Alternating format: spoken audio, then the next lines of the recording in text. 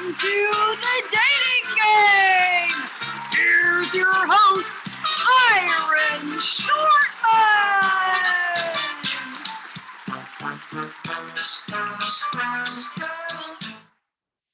Welcome to the dating game, where an emperor gets to choose one lucky philosopher to sit in his court and help him rule.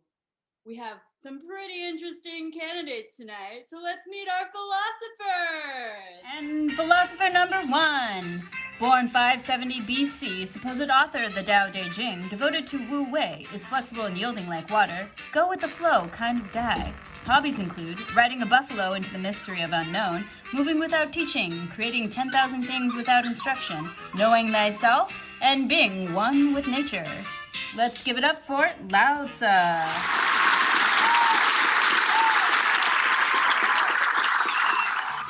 And philosopher number 2, born in 551 BC, reveres the mandate of heaven, great people, and the words of the sages. Easy to serve, but difficult to please. Hobbies include spending time with family, honoring his ancestors, teaching others, and being a gentleman. Let's give it up for Confucius!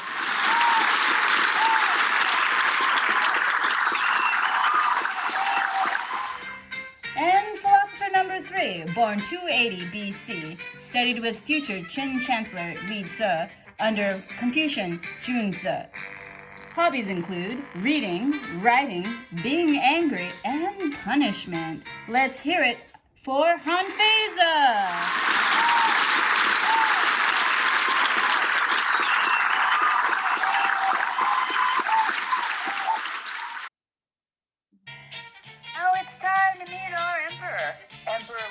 From the Han Dynasty, born 87 BC, expanded geopolitical influence for the Chinese civilization. Hobbies include religious innovations and patronage of the poetic and musical arts. Give a round of applause for Emperor Wu Di.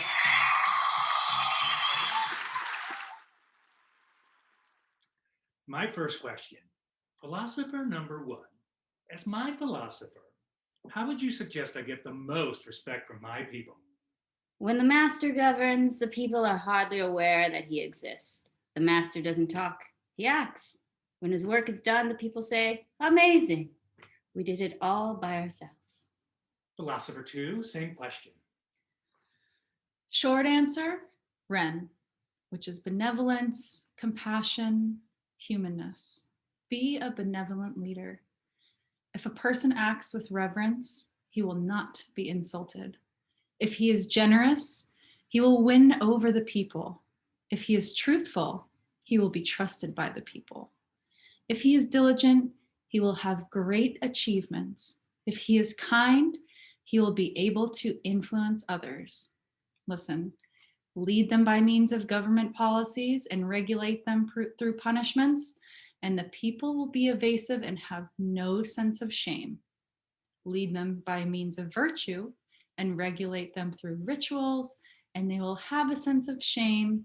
Moreover, have standards. It is moral leadership, not laws, that bring order. And philosopher 3? Wrong. The intelligent ruler makes the law select men and makes no arbitrary appointment himself. He makes the law measure merits and makes no arbitrary judgment himself. Rulers need to rule by force and emphasize the rule of law. Obedience is paramount to deriving respect from your citizens. If they are not obedient, you must respond with strength, cut off a nose or a hand, or even execute the citizen. I come from a big family, so I may ask you to come over for dinner one night to eat with my family.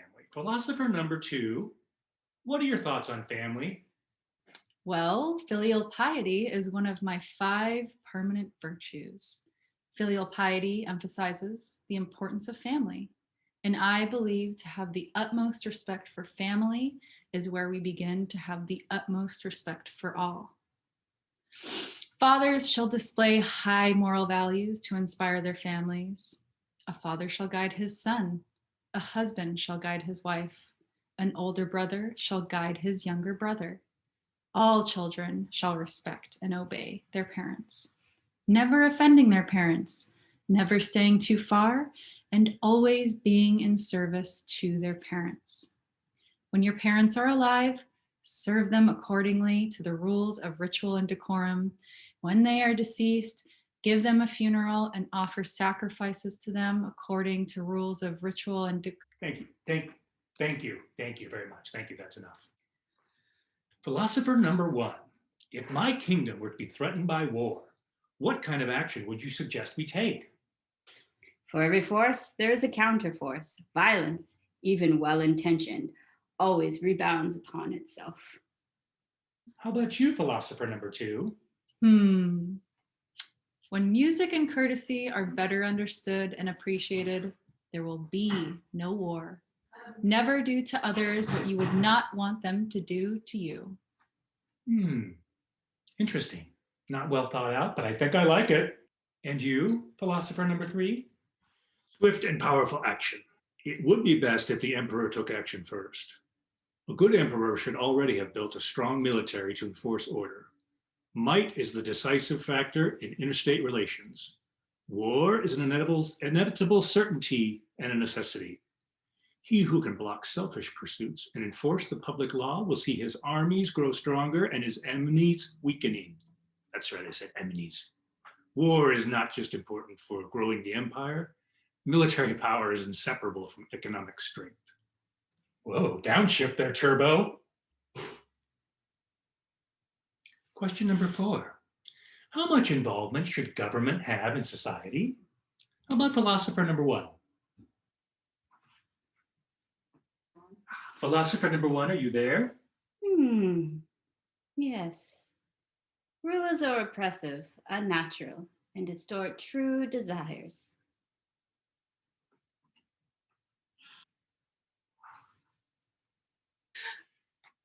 Philosopher number 3. Whew, what a load of crap. Political institutions must adapt to the prevailing pattern of human behavior, which is determined not by moral sentiments, but by economic and political conditions. Therefore, the government must be heavily involved in society. The ruler should not try to make men good, but only restrain them from doing evil. Nor should he try to win the hearts of the people because, selfish as men are, they do not know their own true interests. The people's mind is as undependable as an infant's, so the government needs to play an important role of deciding for the people what is best for the people. Well, that is interesting as well. One of my favorite activities is to cozy up with a nice book and to learn something new. What are your thoughts on education, philosopher number 2? Ah, yes, education. There are 2 sides to this coin. First, as a ruler, you need to educate yourself to become a benevolent leader with wisdom and integrity. Second, we will need to educate your people about the 5 main virtues: benevolence, ritual, integrity, wisdom, and filial piety. Education of these virtues is vital to allow people to carry out what heaven is expected of them, and there will be stability. I dare say I like that. Philosopher number 3, education is a dangerous thing. It behooves the ruler to trust no one, to limit education and the availability of books in order so that no one gains undue knowledge or influence. These will lead to plots against the throne. My advice is only to educate those who can potentially help you, but always be wary of them and those who wish to gain power. It is best to burn the rest of the learning materials. Thank you very much. A little harsh, but thank you. And finally, a question for all 3 of you. All humans are good or evil? Evil. Good. Well, both. It's relative. It just depends. Oh my. Okay, Emperor, you've heard from all the philosophers. Have you made your decision?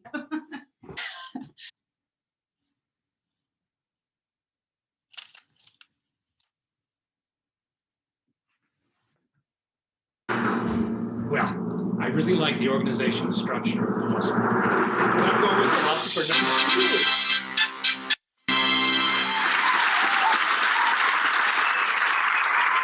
Can you tell us why you went for philosopher number 2 over philosopher number 3?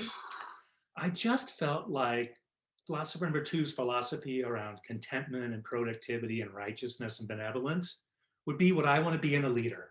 Ah, good choice. Good choice. Wonderful selection, Emperor. Now let's meet your choice. Philosopher number 2, Confucius. Confucius!